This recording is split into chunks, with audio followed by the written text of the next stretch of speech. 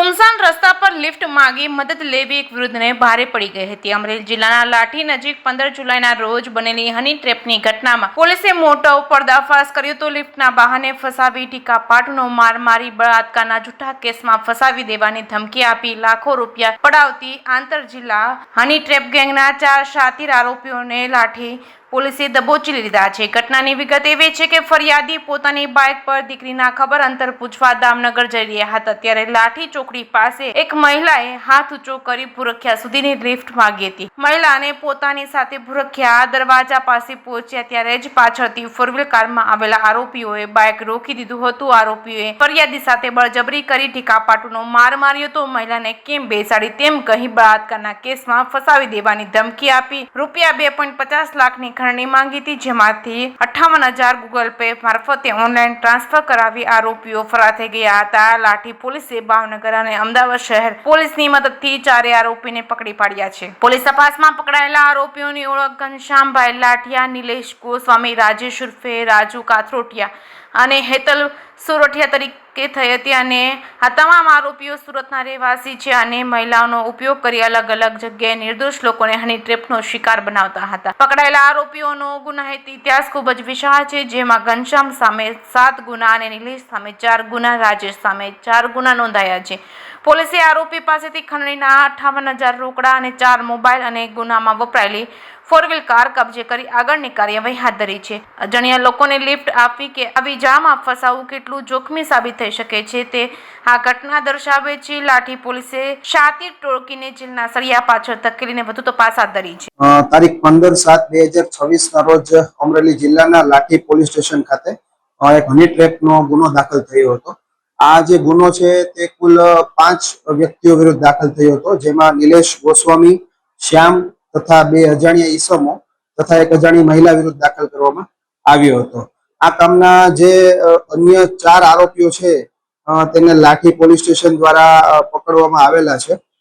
આ ગુનાની જે ટૂંક વિગત છે એ પ્રકારની છે કે આ કામના જે ફરિયાદી છે તે લાઠીથી દામનગર તેમની દીકરીને મળવા માટે જતા હોય તે દરમિયાન લાઠી ચોકડી પાસે અન્ય એક મહિલા છે તે આવીને એમને રોકે છે અને તેની પાસે લિફ્ટ માંગે છે ભૂરખિયા સુધી। ત્યાં આગળ ફરિયાદી છે તેમને એની સાથે લઈ જાય છે।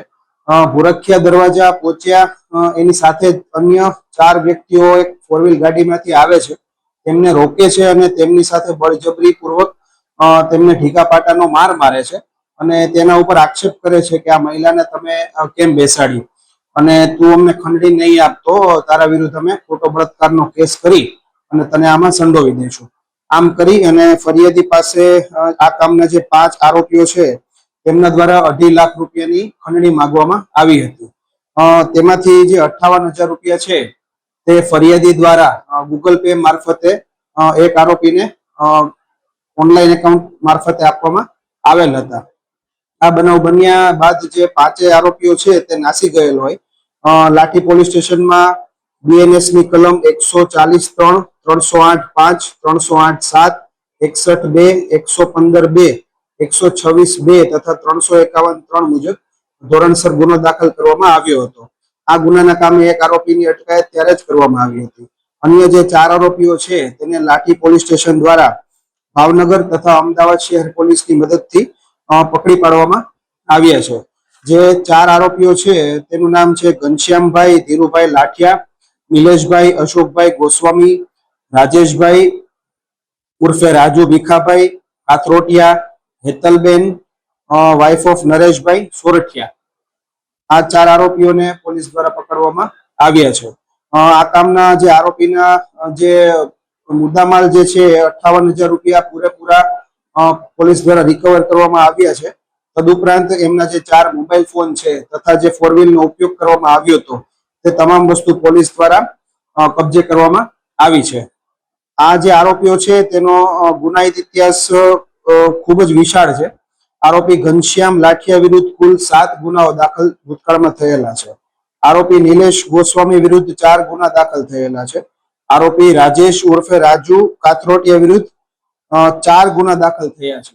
આમ આ ગુનાહિત ઇતિહાસ ધરાવતા હોય આ કામના જે આરોપીઓ છે તેમની MO એ પ્રકારની છે કે સુરતના આરોપીઓ મૂળ છે. એ લોકો મહિલાઓને સંપર્ક કરી અને અલગ અલગ જગ્યાએ આવી રીતે હની ટ્રેપ કરવા માટે તેમને સહમતિ લઈ અને આવી રીતે અલગ અલગ ફરિયાદીઓને હની ટ્રેપ કરતા રહે છે.